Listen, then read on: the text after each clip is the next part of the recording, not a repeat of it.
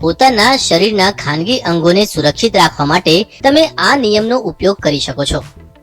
બીજા કોઈનું આપણા ખાનગી અંગોને અડવું, જોવું અથવા તેના વિશે વાત કરવી જરા પણ યોગ્ય નથી. જ્યારે અમે આ સુરક્ષા નિયમ નેહાને જણાવ્યો તો તેણે અમને આમ કહ્યું, આ નિયમથી મને મૂંઝવણ થઈ રહી છે. શું તમે એને ધીરે ધીરે સમજાવી શકો છો? ઠીક છે, હું આ નિયમને સરળતાથી સમજાવું છું. આ નિયમમાં મુખ્ય 3 વાતો છે: અડવું, જોવું અને વાત કરવી.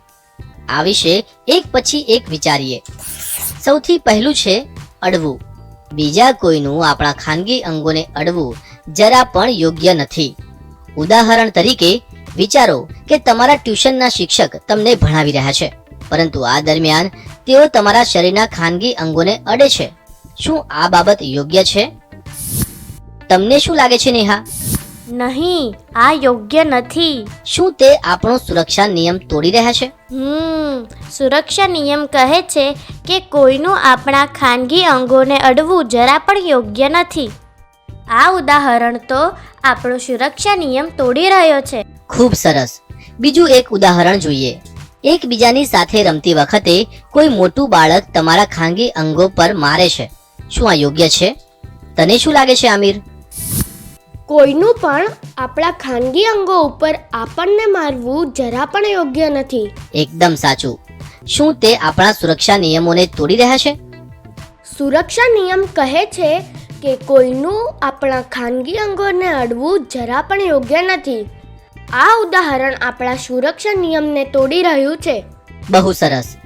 ઠીક છે, હવે એક બીજું ઉદાહરણ જોઈએ. વિચારો કે એક છોકરો અને એક છોકરી એકબીજા સાથે હાથ મિલાવી રહ્યા છે. શું આ બાબત યોગ્ય છે કે નહીં?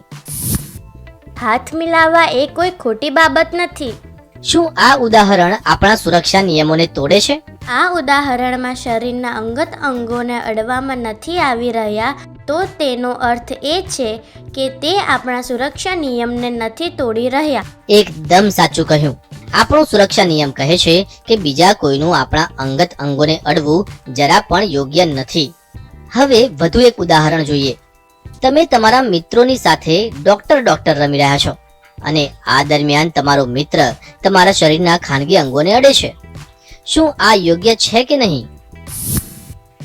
નહીં, આ યોગ્ય નથી. કોઈનું આપણા ખાનગી અંગોને અડવું જરા પણ યોગ્ય નથી. આ આપણા સુરક્ષા નિયમને તોડી રહ્યું છે. એકદમ સાચું કહ્યું. ચાલો હવે આપણે બધા સુરક્ષા નિયમને ફરીથી જોઈએ. આ વખતે આપણે જોવા ઉપર ધ્યાન આપીશું. બીજા કોઈનું આપણા ખાનગી અંગોને જોવું જરા પણ યોગ્ય નથી. એક ઉદાહરણ સાથે તેને સમજીએ. 3 નાના છોકરાઓ છુપાઈને છોકરીઓના બાથરૂમમાં જુએ છે. શું આ યોગ્ય છે? આ યોગ્ય નથી. બીજા કોઈનું આપણા ખાનગી અંગોને જોવું જરા પણ યોગ્ય નથી. ખૂબ સરસ. ચાલો બધા સુરક્ષા નિયમોને ફરીથી જોઈએ અને આ વખતે ધ્યાન આપીશું વાત કરવા ઉપર. બીજા કોઈનું આપણા ખાનગી અંગો વિશે વાત કરવું જરા પણ યોગ્ય નથી. વિચારો કે તમારા કાકાની દીકરી કે પિતરાઈ બહેન તમને ચીડવે છે અને તમારા ખાનગી અંગો ઉપર કોમેન્ટ કરે છે. શું આ યોગ્ય છે? આ યોગ્ય નથી. સુરક્ષા નિયમ કહે છે કે બીજા કોઈનું આપણા ખાનગી અંગો વિશે વાત કરવું જરા પણ યોગ્ય નથી.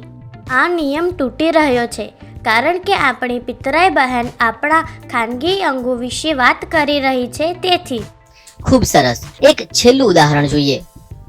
તમારા અંકલ તમને ખાનગી અંગો વિશે એક જોક સંભળાવે છે. શું આ યોગ્ય છે? આ યોગ્ય નથી કારણ કે અંકલ ખાનગી અંગો વિશે વાત કરી રહ્યા છે. તેથી આ ઉદાહરણ આપણા સુરક્ષા નિયમોને તોડી રહ્યું છે. ખૂબ સરસ. તો ચાલો એકવાર ફરીથી બધા સુરક્ષા નિયમ ઉપર ધ્યાન આપીએ. બીજા કોઈનું આપણા ખાનગી અંગોને અડવું, જોવું અથવા તેના વિશે વાત કરવી જરા પણ યોગ્ય નથી. જો કે આ સુરક્ષા નિયમનો એક અંતિમ ભાગ છે જે અમે તમને હજી સુધી નથી જણાવ્યો. અમે ટૂંક સમયમાં જ તેના વિશે વાત કરીશું. Good luck.